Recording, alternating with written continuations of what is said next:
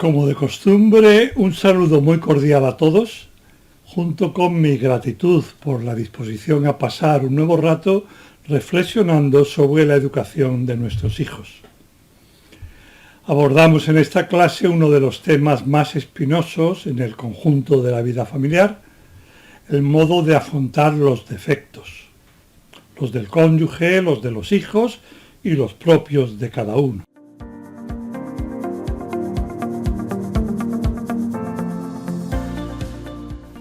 Conocemos ya la diferencia entre limitaciones y defectos.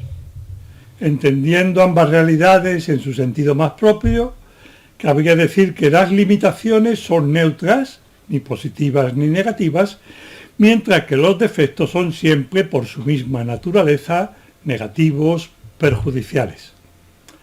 Hablando con rigor, un defecto es normalmente una carencia, pero a veces también un exceso indebido que daña a quien lo padece, porque también perjudica a quienes conviven con él.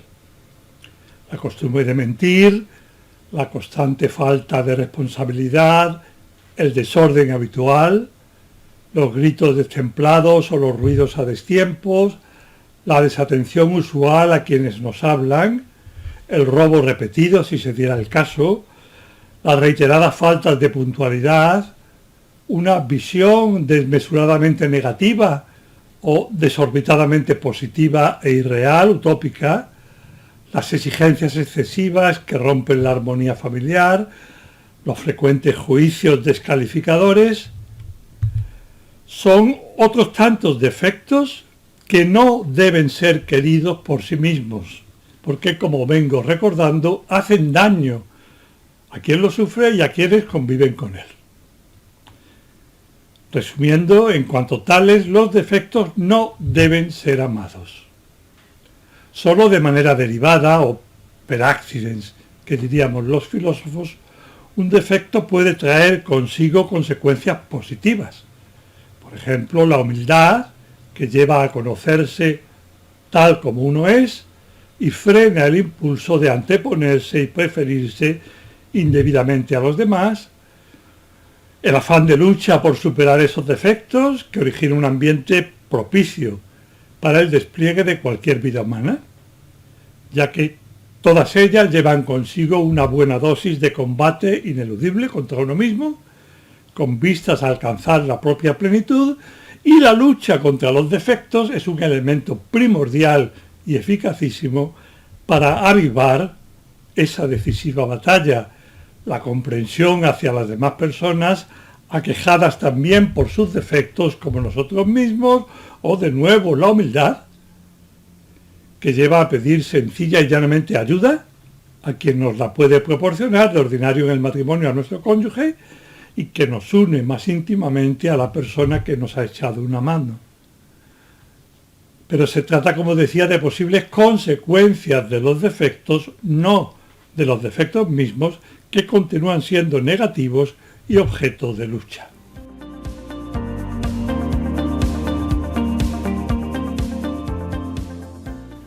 Por otra parte, los defectos son realidades estables, no puntuales ni pasajeras, que en cierto modo y hasta cierto punto configuran la forma de ser de quien los padece, aunque sea negativamente a manera de contrahechuras, pero contrahechuras persistentes y muy difíciles de evitar.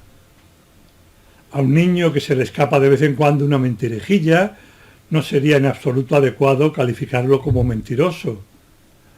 Por el contrario, el adulto que ha hecho de la mentira un medio para eludir responsabilidades y superar así las situaciones difíciles, sí que merece ese calificativo, mentiroso, aunque queden siempre a salvo sus intenciones y la imputabilidad última de sus hechos. En resumen, la actitud básica respecto a los defectos debe ser de rechazo, como vimos en módulos anteriores. Rechazo a los defectos, puntualizaría ahora, pero acogimiento, acogida y aceptación sin condiciones de la persona que padece esos defectos.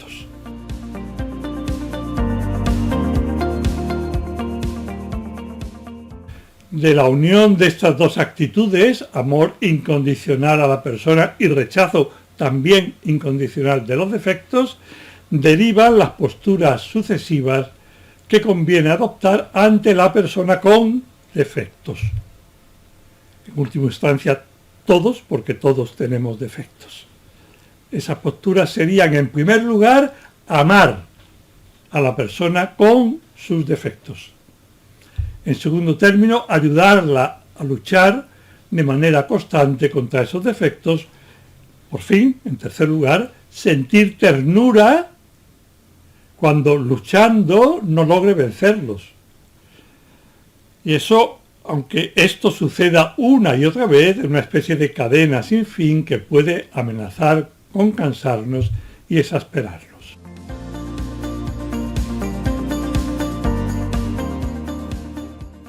Ante todo, decía, y en primer lugar hay que querer a la persona con sus defectos. La razón es muy clara.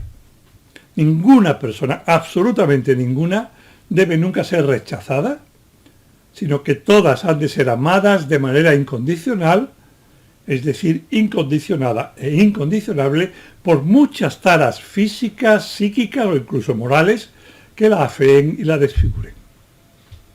De ahí que el primero de los tres pasos a los que acabo de aludir consiste en amar a toda persona, la del cónyuge y la de los hijos, en el contexto en el que nos estamos moviendo, con sus defectos. Esos defectos forman inseparable parte de la persona, por decirlo de algún modo, y la persona es siempre merecedora de amor incondicional, incondicionado e incondicionable, como acabo de recordar. Se la debe amar, por tanto, siempre, siempre, con absoluta independencia de todo, absolutamente de todo, también del daño o la depravación que introduzca en sí misma, cuando obra de manera indebida o incluso inmoral, con absoluta independencia de todo, repito, excepto del sublime hecho de ser persona.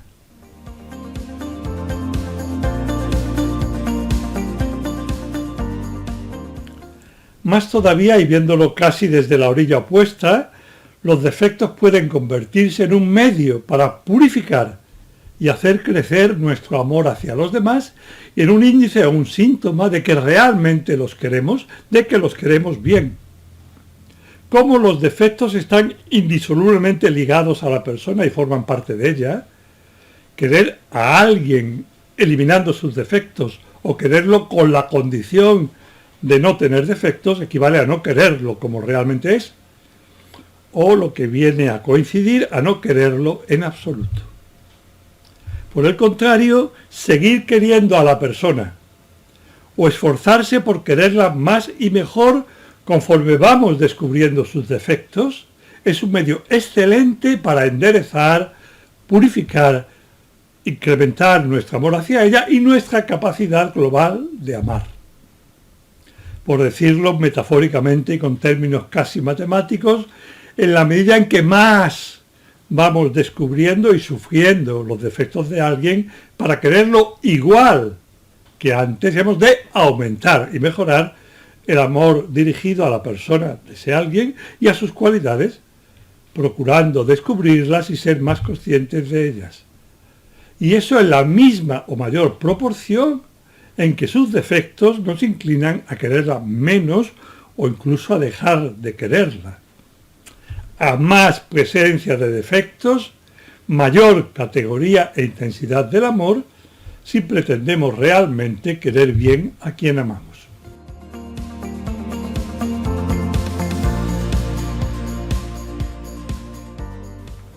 Desde este punto de vista, el reconocimiento de los defectos propios y ajenos es casi un requisito del auténtico amor.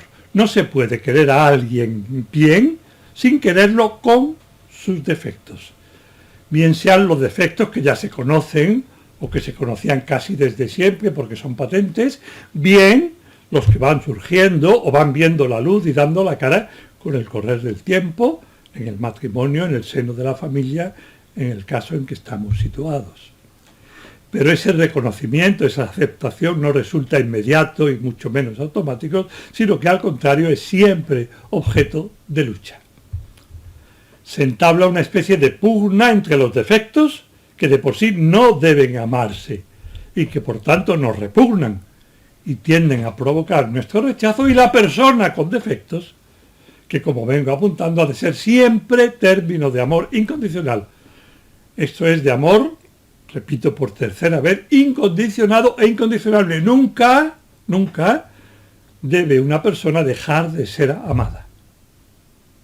Por consiguiente, querer a la persona con sus defectos viene a equivaler, en la realidad de la vida vivida, a lograr que la presencia innegable de defectos, incluso antes desconocidos y que nos pueden pillar por sorpresa y descolocarnos, sacándonos de nuestras casillas, esa presencia innegable no elimine el amor debido a la persona, a la del cónyuge y a la de los hijos, por seguir moviéndonos en el ámbito de la familia.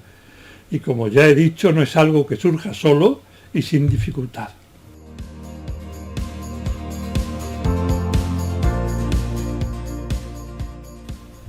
Pensemos, por ejemplo, en el momento de corregir a un hijo que acaba por enésima vez de pelearse con su hermano, habiendo provocado él la lucha, y que luego niega tozudamente su responsabilidad y echa las culpas al otro, a su hermano. Si queremos que la corrección a ese hijo sea adecuada, por más que inicialmente la pelea nos haya sacado de quicio y la mentira del hijo todavía más, debemos recuperar la paz interior imprescindibles para dirigirnos al hijo confirmando íntimamente el amor que le tenemos. Y esto equivale en la práctica a intervenir solo o muy principalmente porque pensamos que esa corrección es buena para él, no porque estemos enfadados o porque el revuelo de la pelea nos esté molestando, y confirmando en la corrección, incluso verbalmente, ese amor que le tenemos, a la vez que rechazamos de manera amable pero decidida su manera concreta de actuar en ese caso. Es decir, con el mismo acto y desde lo más íntimo de nuestro ser, afirmamos a nuestro hijo y nuestro amor hacia él, y precisamente por eso, porque realmente lo queremos y queremos que mejore, intentamos que tome conciencia de que ha obrado mal, rectifique lo que haya que rectificar y pida perdón si procede. Pero con una condición absoluta, que es a la vez un índice de que estamos queriendo bien. A lo largo de toda esa reconvención o regañina nos abstenemos de todo aquello que de palabra o con los gestos implique una disminución de la valía personal de ese hijo. Es decir, nos abstenemos de todo lo que lo ponga en ridículo, lo haga quedar mal o, por decirlo así, menoscabe el respeto que uno mismo y sus hermanos deben a ese hijo. Afirmo por tercera vez que de ordinario esto no nos sale solo, y mucho menos todavía cuando en lugar de alguno de los hijos quien manifiesta su defecto es el cónyuge.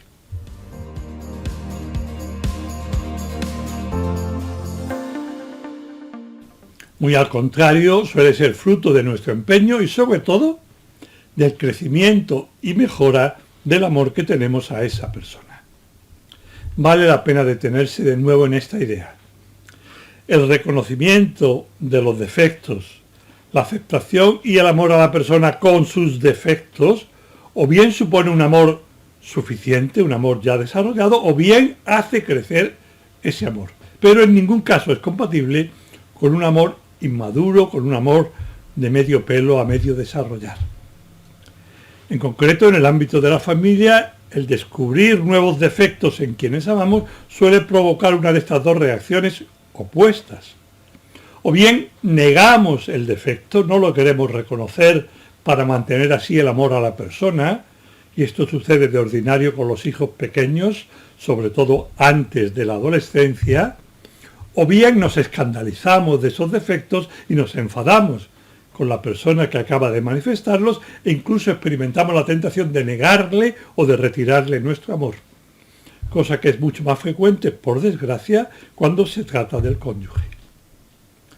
Por eso el reconocimiento pacífico de defectos en los seres amados y en uno mismo es siempre manifestación de un amor maduro, que lo era ya antes de conocer el defecto y por eso puede mantenerse ese amor al descubrir lo que hacen mal nuestro cónyuge o nuestros hijos, o un amor que tiene forzosamente que crecer cuando percibe el nuevo defecto que antes no conocía, porque si no aumenta y se acrisola el amor, resulta insuficiente para seguir queriendo a esa persona.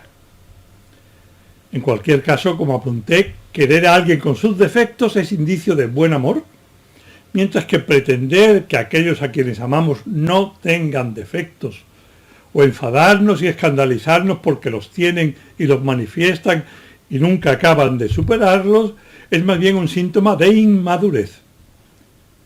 De inmadurez nuestra. No vivimos en este mundo, por decirlo de una manera rápida, pero real, y de inmadurez del amor, que debe seguir desarrollándose y mejorando.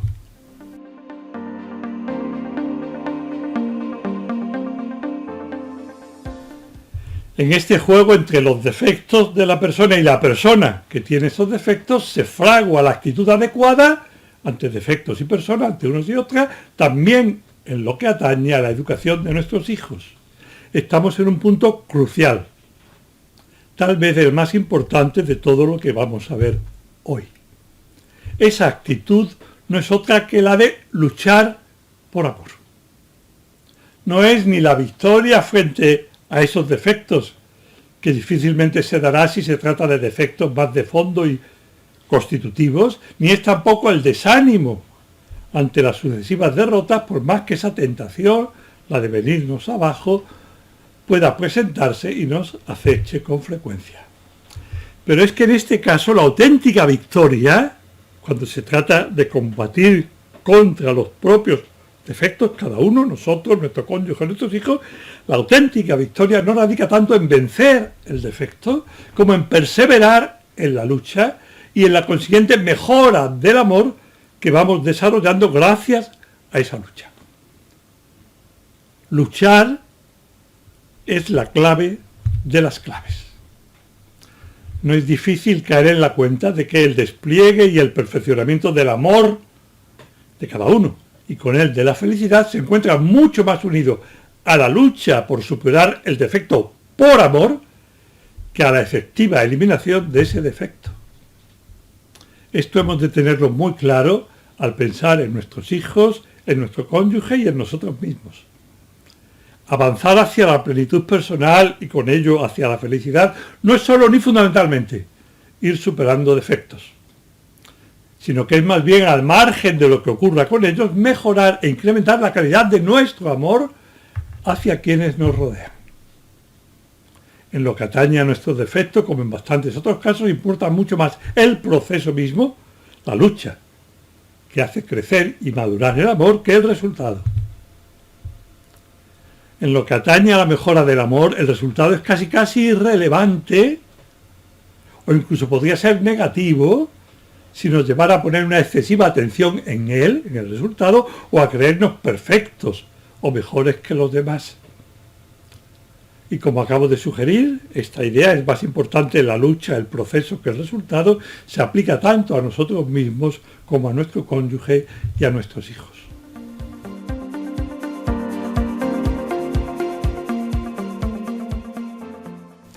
Por eso el primer paso, la actitud inicial ante la persona con defectos es, como veíamos, la de quererla tal como es, con esos defectos. Por tanto, el segundo, por su parte, consiste en ayudarla a luchar contra esos defectos y nada más, es decir, únicamente a luchar. ¿Solo a luchar y no necesariamente a vencer? Sí, a luchar incesantemente, porque los defectos son por sí mismos negativos y dañan a quien los padece y a quienes los rodean, que también sufren las consecuencias de esos defectos. De los ataques reiterados de ira, por ejemplo, de las repetidas faltas de atención, de los inconvenientes que se derivan de la impuntualidad o la desorganización del hogar y de la convivencia, del mal ambiente que genera una exigencia derivada más del perfeccionismo que del amor y un larguísimo etcétera. Pero a luchar sobre todo, porque de esta manera manifestamos y aumentamos el amor hacia quienes nos rodean. Es decir, a luchar por amor. Y ese luchar por amor se da también cuando no logramos superar nuestros defectos y tenemos que limitarnos a pedir perdón una y otra vez por haber fallado y a renovar la lucha con el mismo mayor ímpetu que las veces anteriores, pero siempre, al menos intentarlo, con más amor.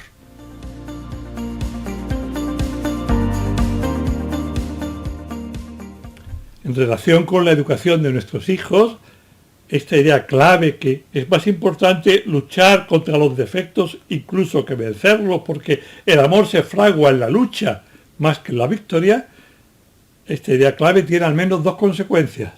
La primera y más importante es que nosotros, los papás y las mamás, los padres y las madres, educamos más con nuestra propia lucha que con las correcciones, los premios y castigos, y no digamos que con los discursos. Lo único realmente importante para que nuestros hijos crezcan y mejoren es que luchen contra sus defectos y no necesariamente que venzan, cosa que de ordinario no está en sus manos, sobre todo cuando son muy pequeños. Por eso mismo el modelo en el que deben mirarse y en el que se pueden refugiar y recomponer tras las derrotas es precisamente un padre y una madre, un papá y una mamá que luchan igual que ellos. No es malo por eso, sino todo lo contrario, que nuestros hijos presencien nuestras luchas y nuestras derrotas, cuando esas derrotas son frutos de la debilidad o del cansancio y no de un desinterés de fondo por mejorar, o yendo más al núcleo del asunto, no son la consecuencia de una falta de empeño por querer a nuestro cónyuge y a nuestros hijos más y mejor.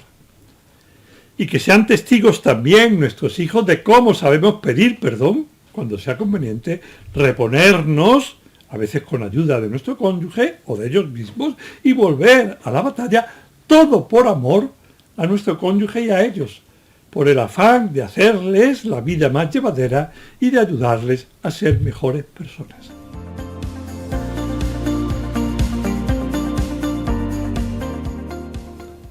También aquí, en nuestro ejemplo respecto a los hijos a los que pretendemos educar, es mucho más importante el proceso que el resultado. Porque es la lucha por amor lo que hace que se incremente y mejore nuestro amor hacia los demás con bastante independencia de que triunfemos o no en esa lucha.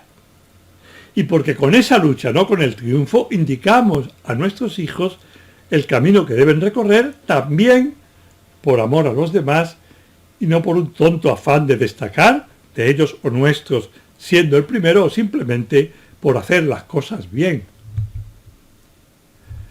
Como en tantas otras ocasiones y circunstancias, la clave de lo que estamos hoy viendo y de toda la educación y la vida familiar es el amor. El amor, única medida, que permite averiguar la auténtica calidad de una persona y su progreso real como persona. Su mejora personal, que la acerca más y más hacia la felicidad.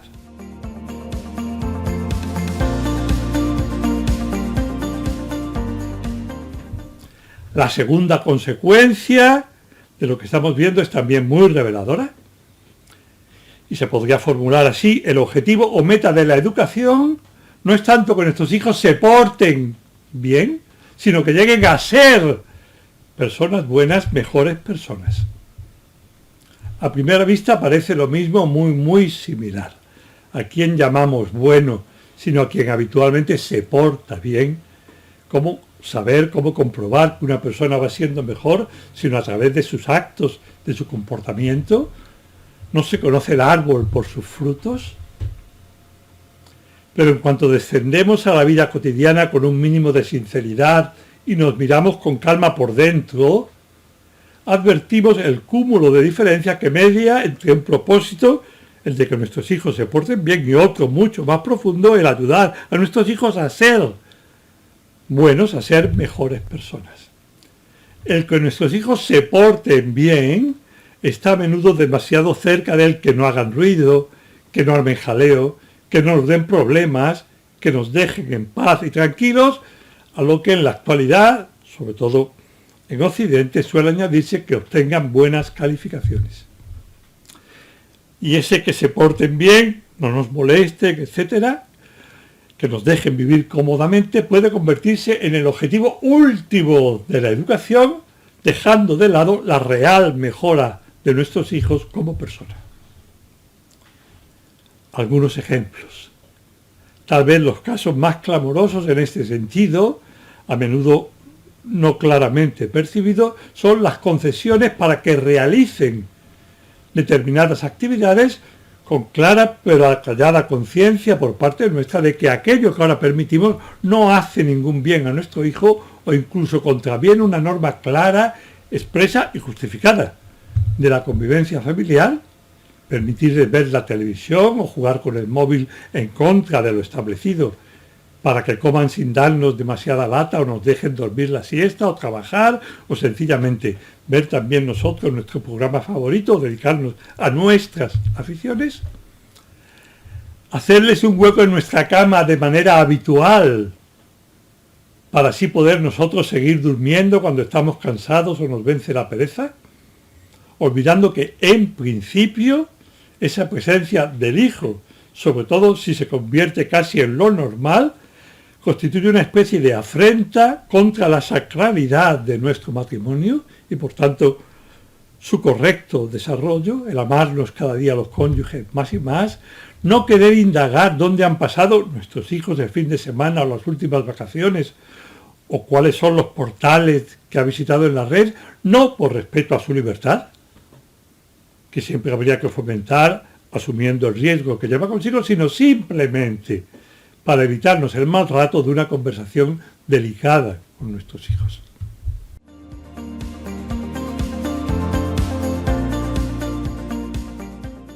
Aparentemente en el extremo opuesto, pero derivado en definitiva de la misma actitud de fondo, se encuentra el excesivo apego del papá y la mamá a las normas establecidas, a las normas en cuanto tales, que acaban por convertirse en el criterio último del comportamiento de los hijos. Criterio último, las normas y no el crecimiento real, la mejora, el ser mejores de nuestros hijos.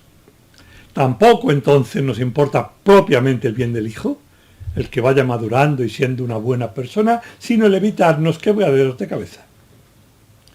Sobre todo ante conductas menos claras o que exigen mayor discernimiento. Y así con modos de obrar aparentemente contrarios, en el primer caso me olvido de las normas, cuando exigirlas supondría un enfrentamiento o un meter la cabeza y el corazón en un problema que ahora no quiero por comodidad afrontar, o en el extremo opuesto, apelo a esas normas de manera absoluta, sin matices ni excepciones, cuando no estoy dispuesto, de nuevo también por comodidad, en último término, a indagar hasta qué punto aquello que me pide uno de los hijos puede en este caso ser conveniente e incluso bueno o muy bueno, aunque materialmente se oponga a la letra de una norma establecida. En ninguno de los dos casos me importa realmente, con hechos, el bien del hijo, lo que le ayuda a crecer. Lo que me importa por encima de ello es mi propio bienestar o tranquilidad, el no meter la pata, el quedarme tranquilo porque he podido acogerme a un criterio inamovible que aparentemente zanja la cuestión y evita ulteriores problemas. Estoy entonces suprimiendo de una sola tacada, en primer lugar, el amor a la libertad, con el riesgo que siempre lleva consigo, pero que hay que asumir si queremos que nuestros hijos tomen las riendas de nuestra vida y puedan llegar a ser buenas personas, que solo se consigue con el ejercicio de la libertad. Y al mismo tiempo suprimimos el amor hacia el hijo, ese amor que pretende ayudarle a ser una buena persona con criterio y no un autómata, sin libertad, sin voluntad ni corazón, pero también sin posibilidad de interferir en mis planes o en mi comodidad. Las normas son o deberían ser la encarnación del camino que conduce a nuestros hijos hacia la plenitud de su ser, hacia la condición de buenas personas, es decir, un medio. Nunca deberían transformarse en un sustituto del empeño conjunto de los cónyuges y el hijo y el consejo de personas que sepan, cuando sea el caso, el empeño por averiguar si aquí y ahora, en estas circunstancias concretas, con este hijo en particular, le ayuda a él a ser mejor el atenerse a la norma o el contravenirla de manera material y solo aparente.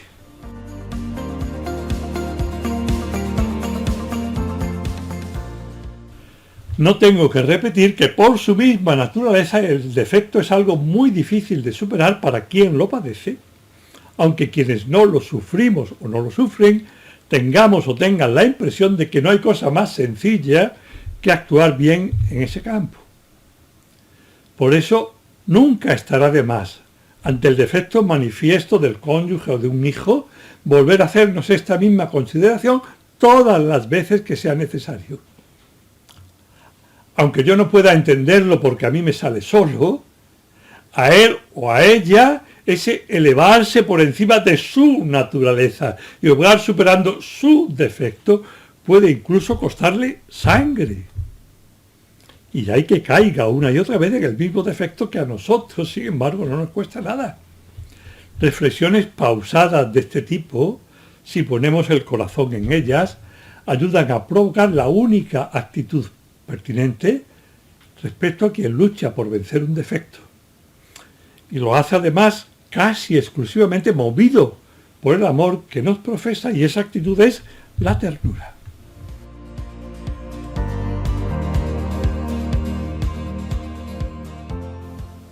Suele describirse la ternura como el sentimiento que surge en nosotros ante una realidad que se presenta de manera simultánea, a la vez como enormemente valiosa y a la vez tremendamente frágil y vulnerable.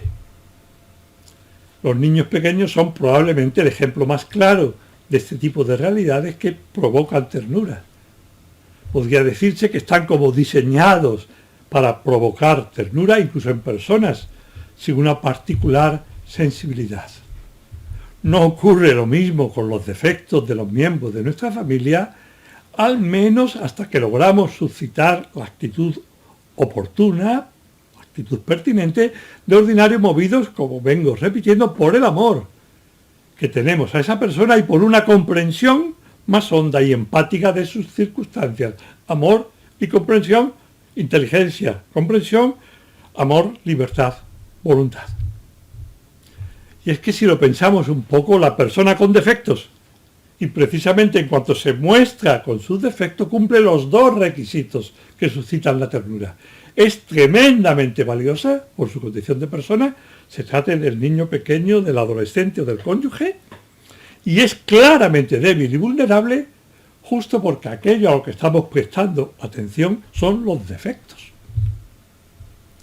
Por eso, cuando se trata de un hijo de poca edad y tenemos la paz interior y el sosiego para adoptar la actitud conveniente, no es difícil que sus efectos por portarse bien, aunque una y otra vez fracase, generen una ternura que en buena parte deriva del carácter patente de lo frágil que es esa criatura.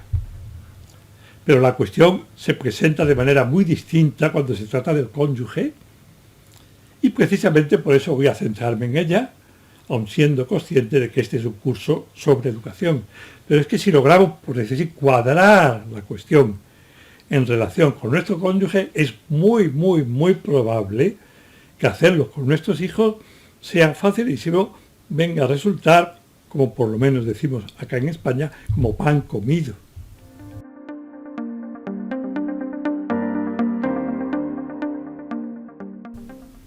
Para ser más gráfico y porque el tiempo apremia, voy a permitirme esbozar con dos pinceladas algunos elementos del asunto defectos de un matrimonio muy cercano, asegurando que en lo que expongo no hay la menor exageración.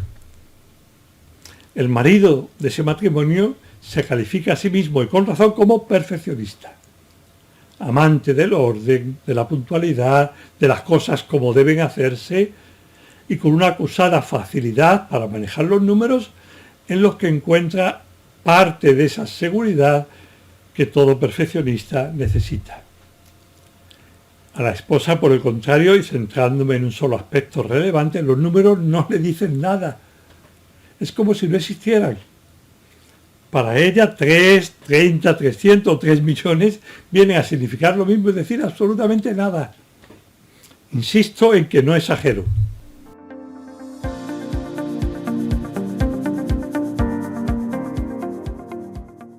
La primera escena, el primer cuadro de lo que inicialmente y en tono absoluto de broma cabría calificar como drama de los números de ese matrimonio, podríamos situarla durante su viaje de novios de hace ya más de 40 años. Como buen perfeccionista, el marido había trazado y puesto por escrito un plan de viaje para la luna de miel hasta en sus últimos detalles, e incluso había comprado las entradas para los distintos espectáculos, esos espectáculos que de mutuo acuerdo, eso sí, pensaban asistir ambos durante esas 2 primeras semanas de matrimonio. Cada tarde, conforme se acercaba la hora del evento, ella comenzaba a arreglarse. Al rato, viendo que el inicio de la sesión se les echaba encima, el marido hacía la típica pregunta: ¿cuánto te queda? Y ella respondía también con la respuesta habitual: estoy casi lista. Ni un solo día llegaron a tiempo, y en bastantes de esos días tuvieron sin más que romper los boletos y buscar un plan alternativo. La cosa no llegó a mayores, llevan más de 40 años casados y son un matrimonio feliz, pero no llegó a mayores por un motivo que me parece fundamental. No tanto, ni solo, porque se trataba del viaje de novios y la disposición y el cariño no podían ser mejores, sino sobre todo por la excelente actitud de la esposa. Una vez que comprobaron lo que ahora en tono de broma en su familia, ellos dos y sus hijos llaman el daltonismo numérico, es decir, la absoluta incapacidad para captar el alcance, el significado de los números.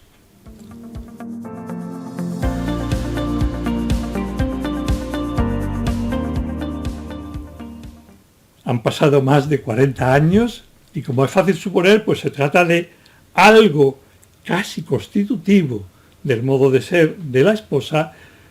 El daltonismo numérico tiene fatales consecuencias en 2 ámbitos de la vida conyugal y familiar: la puntualidad por un lado y la economía por otro, ambos muy relacionados con los números.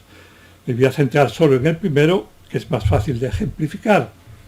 Cuando ella fue siendo consciente de su falta de capacidad para manejar los números, en vez de emperrarse en llevar la contabilidad y en planear los eventos, cuando se dio cuenta de que eso que ella no sabía manejar era muy importante para él y además era bueno en sí mismo, en principio es bueno llegar puntual y tener una economía sana, ella adoptó la mejor postura que cabría imaginar en este contexto, la de pedir sinceramente ayuda a su marido, con la también sincera intención de dejarse ayudar.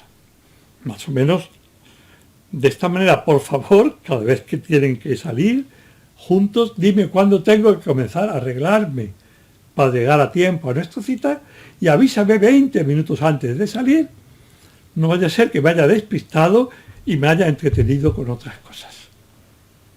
¿Significa eso que desde entonces hayan llegado pronto a todas o a la mayoría de sus citas? Evidentemente no, aunque la situación actual es infinitamente mejor que en la del punto de partida, pero sí que significa, en primer lugar y por encima de todo, que ella lleva muchos años luchando por superar esa laguna, esa limitación, y que él lleva esos mismos años siendo testigo emocionado de la lucha de ella.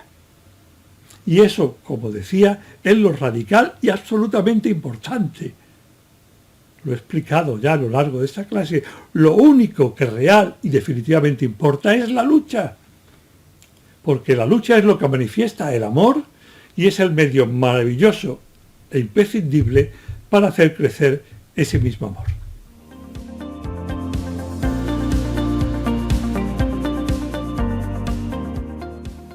Voy a ir acabando. Me limito a repetir lo que he oído comentar alguna vez al marido, a la vez feliz y emocionado. Mi mujer, en tono de broma siempre, sigue padeciendo el mismo daltonismo numérico que cuando nos casamos. Para ella los números y cuanto tiene que ver con los números sigue sin significar nada. Aunque teóricamente vea claro que es conveniente llegar puntuales, en la práctica de la vida vivida ese convencimiento es poco menos que intraducible porque carece de un contenido concreto determinado. Ella sigue sin captar el significado concreto de los números. Y sin embargo, continúa el marido, lleva más de 40 años luchando denodadamente para llegar puntuales solo por amor a mí, dice el esposo. Y explica solo por amor a mí, porque a ella los números siguen sin decirle nada. Pero sabe que yo les doy mucha importancia. Y con los números, como es obvio, la puntualidad, que es lo que estoy ejemplificando. Y el marido dice, y es sincero, ¿cómo no habría de sentir ternura al comprobar que una mujer hecha y derecha, con una vida profesional, familiar y social logradas, se ha esforzado durante todo ese tiempo y sigue esforzándose ahora única y exclusivamente por amor a mí? Tendría que ser yo todavía mucho más bruto de lo que soy, suele decir él, si esa lucha no despertara una y otra vez mi ternura y un cariño muy, muy, muy particular hacia ella. No comento más, pienso que no hace falta. La actitud y el comportamiento de la esposa muestran a la vez y de manera clara su tremenda grandeza como persona y su fragilidad asumida en este punto. ¿Puede extrañar entonces que grandeza y fragilidad provoquen amor y ternura? Muchísimas gracias. Nos vemos Dios mediante en el próximo vídeo.